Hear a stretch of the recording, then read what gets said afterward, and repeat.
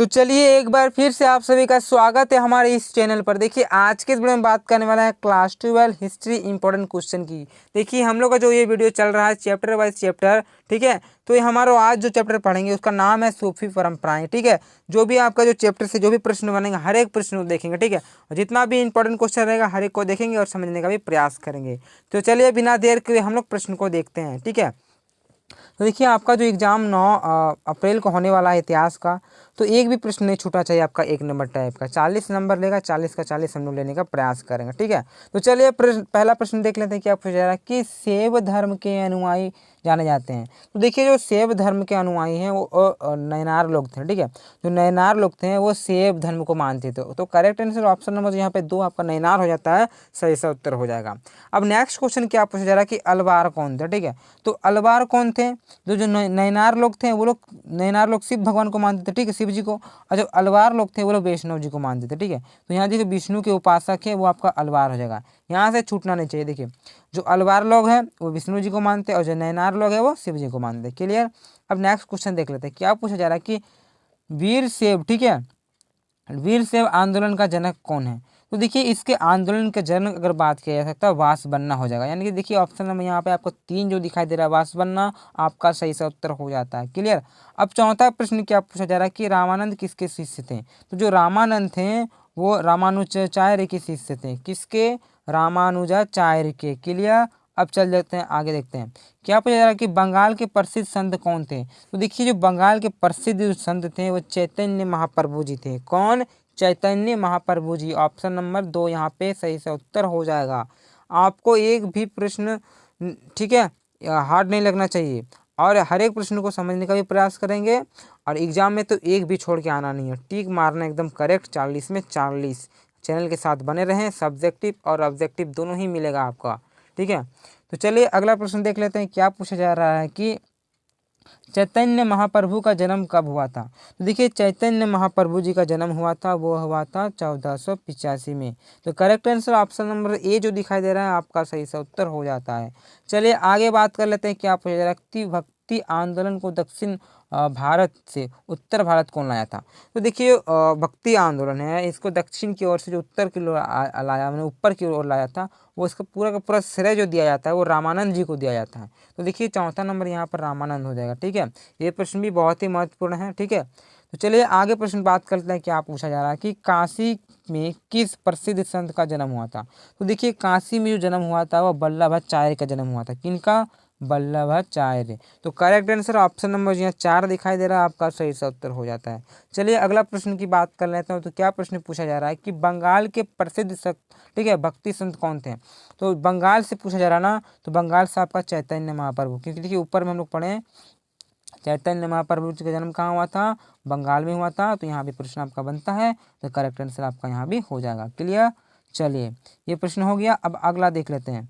आगे क्या पूछा जा रहा है कि शाहजहां की किस पुत्री ने ख्वाजा मोइनुद्दीन चिश्ती की अजमेर स्थित दरगाह का वर्णन किया है। तो वो किया था जहां आरा ने। किन्होंने? जहां आरा ने। तो करेक्ट आंसर ऑप्शन नंबर आपका जो यहाँ जहां आरा दिखाई देता है आपका सही सा उत्तर हो जाता है। आगे क्वेश्चन की बात करेंगे तो पूछा जा रहा है कि शेख मोइनुद्दीन चिश्ती की दरगाह कहाँ है। तो देखिए यहाँ पे बताया गया शेख मोइनुद्दीन चिश्ती, तो करेक्ट आंसर अजमेर हो जाएगा। कैसे? देखिए यहाँ पे ऊपर मेरा क्वेश्चन पढ़े क्या लिखा हुआ कि मोइनुद्दीन चिश्ती का अजमेर स्थित दरगाह है ना, यहाँ पे ऊपर में पढ़े तो देखिए अजमेर में है। तो यहाँ से आपका क्लियर हो जाता है। क्वेश्चन भी आप लोग पढ़ते रहेगा, आगे पीछे पहले क्वेश्चन पढ़ लीजिएगा उसके बाद आंसर लिखिएगा, क्योंकि क्वेश्चन से बहुत कुछ मैच कर जाता है। आगे देखते हैं क्या लिखा हुआ है कि ख्वाजा मोइनुद्दीन चिश्ती, ठीक है, साहब की अजमेर स्थित दरगाह का सर्वप्रथम कौन सा सुल्तान गया। तो देखिए यहाँ भी बोला गया अजमेर स्थित दरगाह में सबसे पहले कौन सा सुल्तान गया उसका नाम बताना है। तो वो गए थे मोहम्मद बिन तुगलक, ठीक है। करेक्ट आंसर ऑप्शन नंबर यहाँ पे 2 जो दिखाई दे रहा है मोहम्मद बिन तुगलक आपका सही उत्तर हो जाता है। आगे क्या क्वेश्चन लिखा हुआ है कि ख्वाजा मोइनुद्दीन चिश्ती की दरगाह कहाँ है। तो ख्वाजा मोइनुद्दीन के चिश्ती की दरवाज़ा, तब से हम बात कर रहे हैं अजमेर अजमेर अजमेर। तो correct answer option number 4 Ajmer हो जाएगा। क्लियर। चलिए अब आगे क्या लिखा हुआ है कि निजामुद्दीन औलिया किस सूफी सिलसिले से संबंधित थी। तो देखिए जो निजामुद्दीन औलिया थे वो चिश्ती से थे। किससे? चिश्ती सिलसिले, यानी कि correct answer option number A जो दिखाई दे रहा है आपका चिश्ती सही सा उत्तर हो जाता है। आगे बात कर लेते हैं। क्या पूछा जा रहा है कि निजामुद्दीन औलिया की दरगाह कहाँ पर है? तो देखिए इसका जो दरगाह था वो था दिल्ली में। कहाँ पे? दिल्ली में। करेक्ट। चलिए आगे बात कर लेते हैं। क्या पूछा जाए कि इस्लाम का उदय कब हुआ था? तो देखिए इस्लाम का जो उदय हुआ था 7वीं शताब्दी में हुआ था। 7वीं शताब्दी में इस्लाम का उदय हुआ था। आपका करेक्ट आंसर ऑप्शन नंबर 4 जो यहाँ पे सही से उत्तर हो जाता है। आगे बात कर लेते हैं प्रश्न की। तो पूछा जा रहा है कि कौन से सूफी संत अजमेर, ठीक है, शरीफ से संबंधित हैं?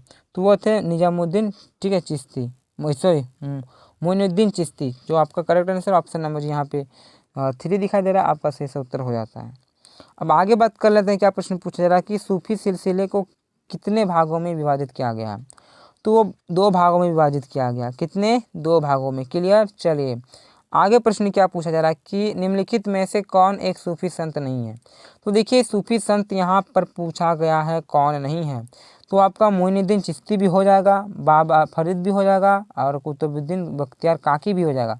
तो कौन नहीं होता? वो मीराबाई जो होता है वो नहीं होता है। तो करेक्ट आंसर ऑप्शन नंबर यहाँ पे जो आपका 3 दिखाई दे रहा है, ये कोई भी चिश्ती से मतलब सूफी संत से सिलसिला नहीं रखता, यानी कि correct answer option number 3 Mirabai हो जाएगा। क्लियर।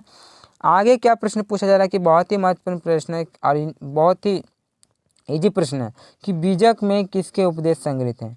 तो सिंपल सा बात है, कबीर जी। किसके? कबीर जी का। बहुत ही छोटा सा प्रश्न है, आप सभी को पता होगा मुझे लगता है। तो बीजक में किसका उपदेश है? वो कबीर जी का। क्लियर। अब नेक्स्ट क्वेश्चन क्या पूछा जा रहा है कि कबीर का ठीक है कब्र कहाँ था?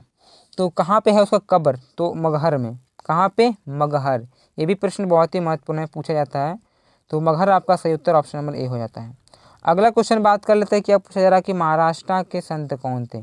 तो महाराष्ट्र के संत आपका तुकाराम भी हो जाएगा, ठीक है, और रामदास भी हो जाएगा, और ज्ञानेश्वर भी हो जाएगा।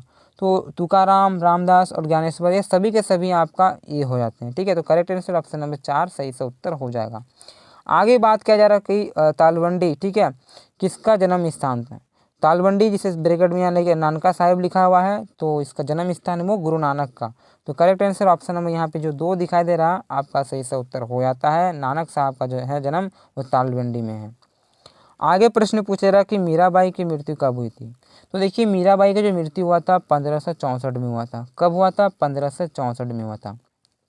तो देखिए इस प्रकार से ये इंपॉर्टेंट प्रश्न रहता है इस चैप्टर से, और इधर भी है। अगर आपको करने का हो तो आप लोग कर लीजिए, मैं यहाँ पे थोड़ा रुकवा दे रहा हूँ, ठीक है। अगर इसे करवाता हूँ तो थोड़ा वीडियो लंबा भाग जाएगा। तो आप लोग अगर लिखना चाहते हैं तो देख लीजिए, मैं आपको यहाँ रोक दे रहा हूँ वीडियो, आप लिख सकते हैं, ठीक है।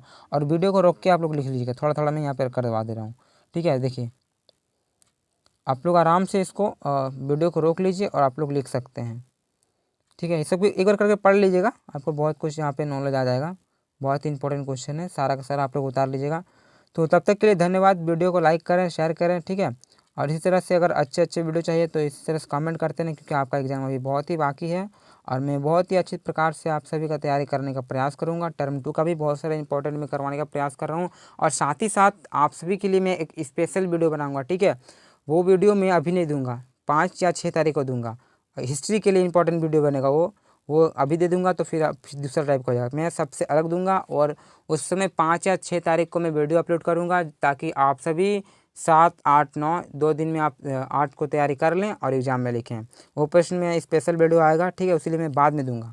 तो आप लोग तैयारी जारी रखें, ठीक है। मैं बता रहा हूँ आपके लिए स्पेशल वीडियो आएगा, जल्दी जल्दी कमेंट कीजिए तभी आपको दूंगा मैं। तो इस प्रकार से आप लोग लिख लीजिएगा। तब तक के लिए धन्यवाद। फिर दूसरे वीडियो मिलते हैं। जय हिंद, जय भारत।